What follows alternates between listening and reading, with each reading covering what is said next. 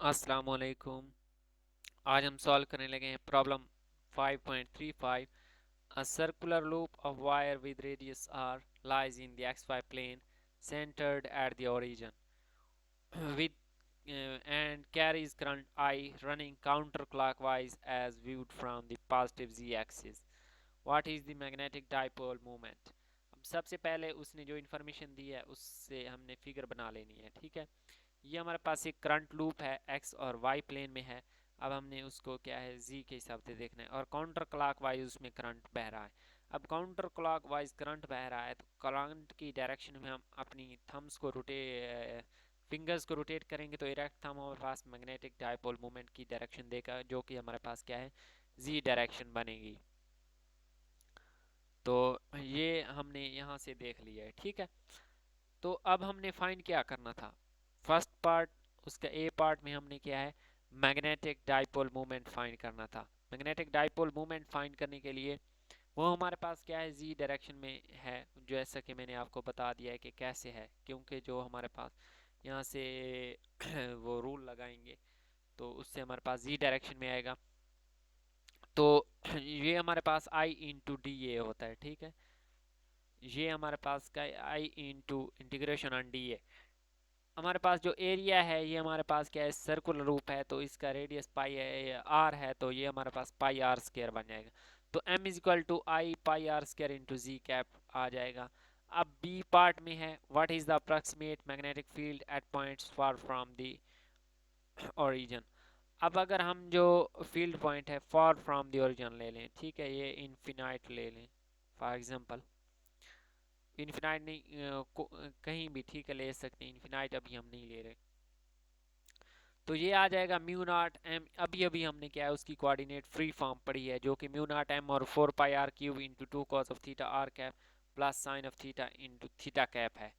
अब m की value यहाँ से हमने पार्ट ए में से फाइंड की है, तो ये यहाँ पे पुट कर देंगे, जो कि हमारे पास mu naught I pi R square over 4 pi R cube, pi के साथ पाई कैंसिल हो जाएगा।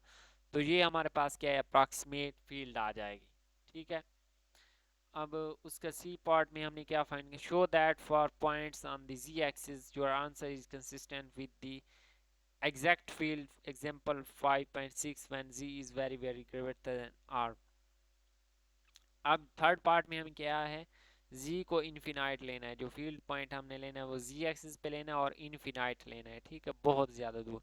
जब हम बहुत ज़्यादा दूर लेंगे तो ये हमारे पास यहाँ पे जो एंगल होगा, ठीक है, वो ऑलमोस्ट यहाँ पे वो सीधा बन जाएगा। ठीक है, और जो उसका एंगल होगा वो ऑलमोस्ट हमारे पास क्या है, एम के साथ उसका एंगल ज़ीरो बन जाएगा।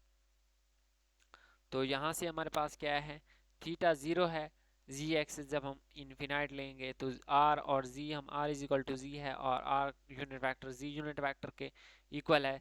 सो for z is greater than zero, ये हमारे पास जो इन्फॉर्मेशन है ये z is greater than zero के लिए है। तो बी हम यहाँ से z is greater than zero के लिए फाइंड करते हैं, तो कॉज ऑफ ज़ीरो वन आ जाएगा और साइन ज़ीरो ज़ीरो बन जाएगा। तो ये यहाँ पे टू जी कैप, टू के साथ यहाँ पे एक टू कैंसिल हो जाएगा। Mu naught I R square over two z cube into ji cap direction, ये हमारे पास क्या है, z is greater than R के लिए है केस।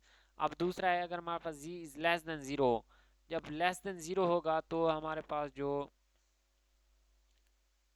उसका एंगल बन रहा होगा, ठीक है, वो हमारे पास क्या है, पाई बन रहा होगा। ठीक है, मैग्नेटिक डाइपोल मोमेंट है वो हमारे पास क्या है, अपर डायरेक्शन में, और ये हम लोअर डायरेक्शन में नेगेटिव जी एक्सिस में ले रहे हैं, तो थीटा हमारे पास पाई के इक्वल आ जाएगा और R unit vector minus z unit vector के।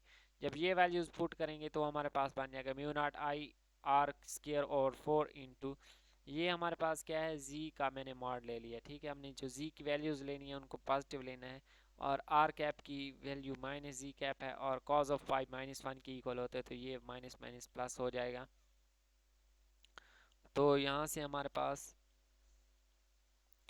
d is equal to mu naught I R square over two into z cube, ये हमारे पास अगेन वही चीज़ आ गई, for z is very very greater than R. अगर आप इक्वेशन 5.6 को आप देखें, ठीक है, और उसमें यही केस पुट करें, z is very greater than R, तो z square plus R square हमारे पास क्या है, जी स्केयर के इक्वल हो जाएगा, तो हमारे पास अगेन यही आंसर बन जाएगा। तो अगर किसी भी पॉइंट की आपको समझ नहीं आई है तो कमेंट सेक्शन में पूछ सकते हैं। मिलते हैं नेक्स्ट वीडियो में। अल्लाह हाफिज़।